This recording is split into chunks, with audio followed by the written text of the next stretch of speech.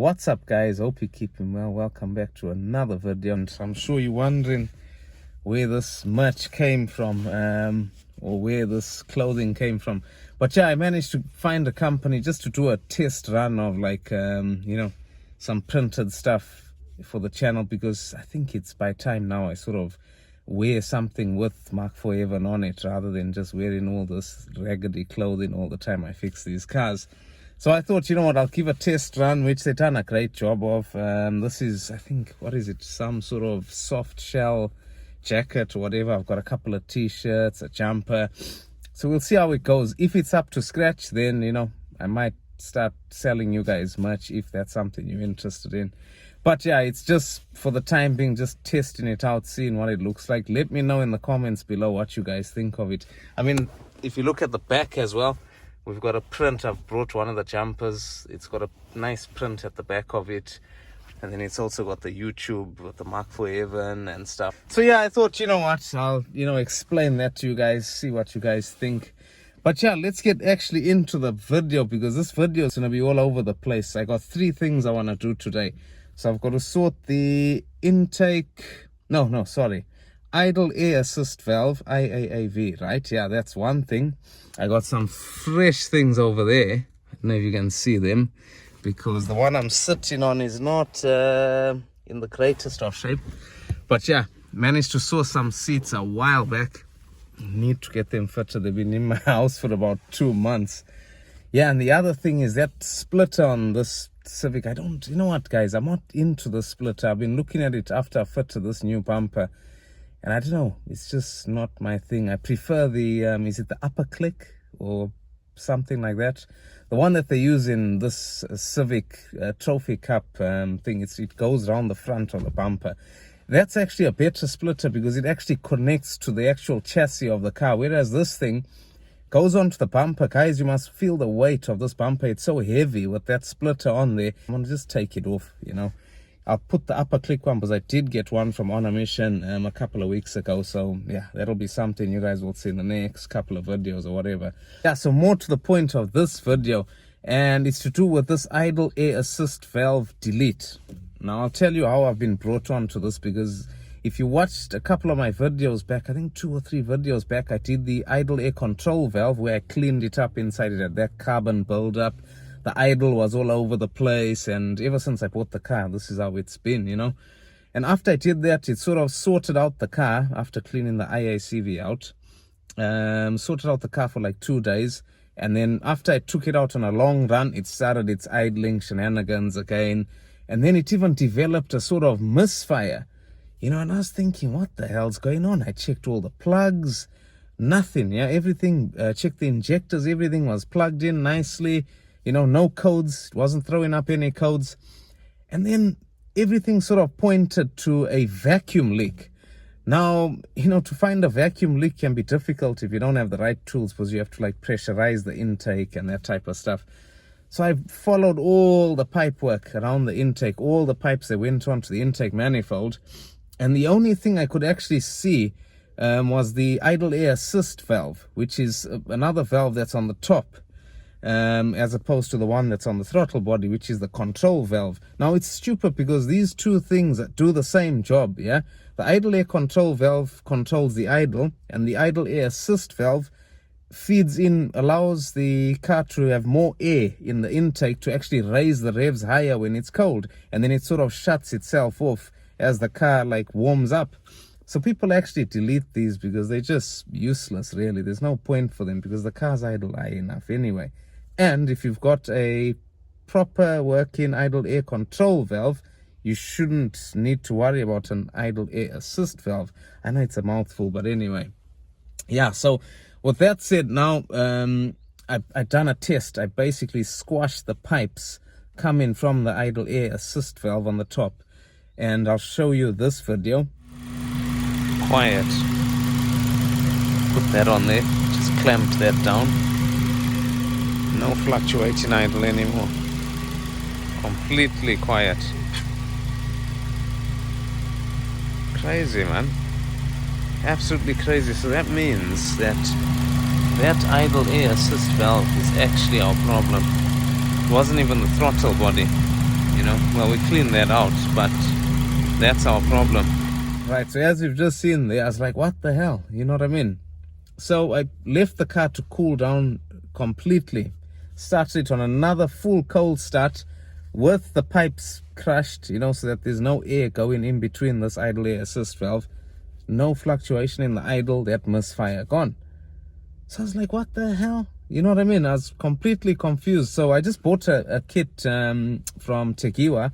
It's a K-tuned kit, which I'll actually show you, which is this thing over here. So I'll show you how this is fitted. It's so simple, guys. I mean, I've pretty much done it without this, but I want to make it look cleaner, so I'll get the proper kit. I know you can get these cheaper. This is about £20 or £21 for it, which is ridiculous for, you know, 2 small pieces of metal and a rubber bung there. But yeah, so we'll get that fitted anyway. Fit these seats, take that front splitter off, and then once those things are done, that's pretty much all the maintenance and all the niggly bits. When I bought this car, that rear bumper thing, you know, the bar, which we'll sort out in the next couple of weeks, then we can move on to mods. Finally, guys, I've got all the parts inside: exhaust, RBC intake, Tegiwa, 70mm throttle body. I've got so much stuff that I want to fit, but I'm trying to plan it in and try and fix the stupid bits first.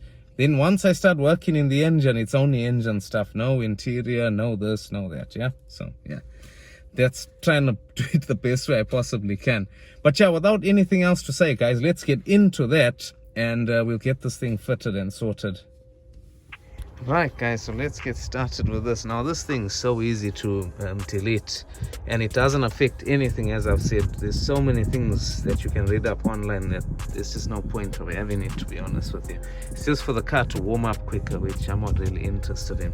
But yeah, anyway, if you look at it, this is our idle air assist valve. Yeah, so the plan is to just unscrew that. So we'll obviously take these 2 clamps off, remove these 2 pipes completely. One goes to the intake, take that off, bung that off. One goes straight to the intake manifold, which you can see under there. We'll actually pull that off. Yeah, bung that with that. Yeah, and then that's pretty much it, done. You know, put that in place of the actual idle air assist valve. I got some PTFE tape, stick on there just to make sure it seals nicely, and then that's that deleted, guys. Right, so that pipe's out, the throttle one is out, those 2 out of there. Taking off of the 22 spanner. There we go. There is our IAAV. So that's that with its pipe, and then that's what it looks like. So it's pretty much simple. Deleting that, look how much cleaner that area looks as well. Give you guys a closer look at what that looks like. So there's your coolant in there. You can actually see your coolant.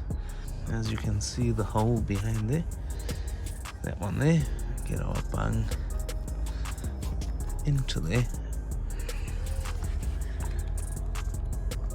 As you can see in there, nice and neat.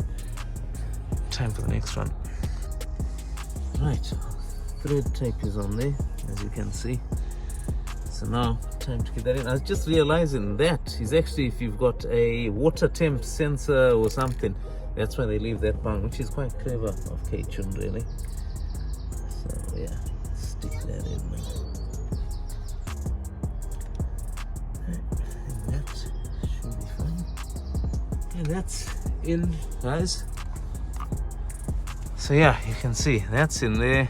That's blocked up behind there, if you can see it. Yeah, and then I'm just going to take that out with the pliers or something and bung that with a small bolt.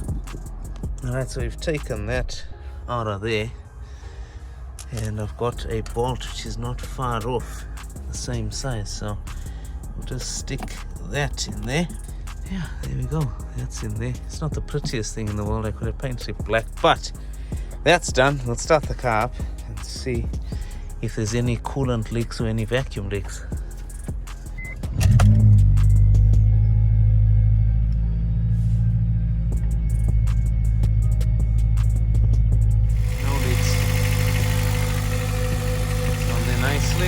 Right, that's that done, boys.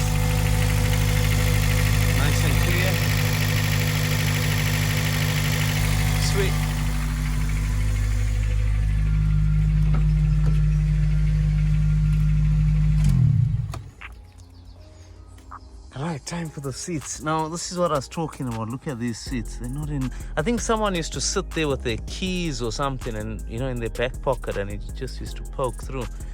So I'm going to take them out. They're a bit dirty as well. But I mean, the bolsters are fine. Nothing wrong with them.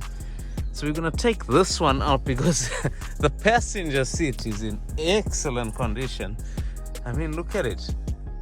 It's absolutely beautiful, and if you look at it, it's not even shaking like they normally do. Look at the driver's one. Yeah, so that one is solid.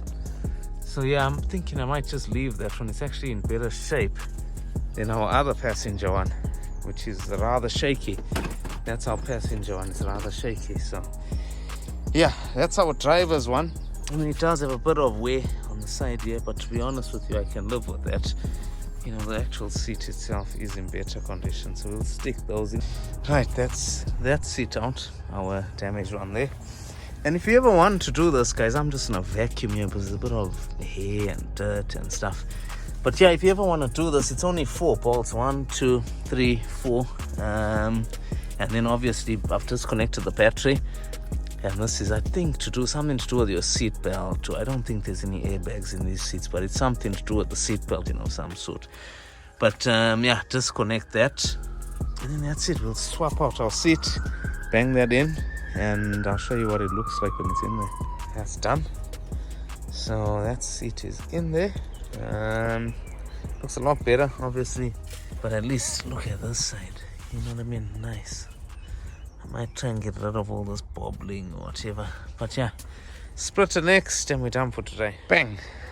That's done, boys. Front splitter is taken off. As you can see, the Stuck splitter.